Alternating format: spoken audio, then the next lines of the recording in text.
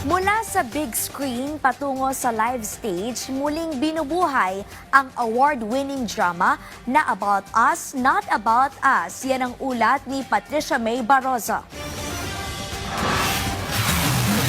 Apartment. Why?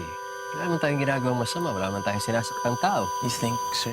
Sa mundo ng Pinoy theater at sine, may mga kwento na hindi lang pinapanood, pinaparamdam, pinag-iisipan at pinag-uusapan ng matagal. Muling binigyan ng bagong buhay ang award-winning psychological drama na About Us, Not About Us ni Direk June Robles Lana. Matapos ang mga parangal sa Summer Metro Manila Film Festival noong 2023 at makuha ang puso ng mga manonood sa iba't ibang panig ng mundo, dito nagsimula ang hindi mabilang na talakayan tungkol sa power dynamics, mentorship at mga nakatagong katotohanan. Kaya naman mula sa big screen, sa stage play naman nila dadalhin ang About Us, Not About Us. Kwento ito ng isang literature na professor at ng kanyang dating estudyante. Sa kanilang pag-uusap at pagkikita, unti-unting lumalabas ang mga lihim at kasinungalingan. Mukhang simpleng kwentuhan lang sa simula pero nagiging intense at puno ng twist ang usapan tungkol sa guilt, betrayal, identity at moral choices. Lahat ito ay nangyari sa iisang lugar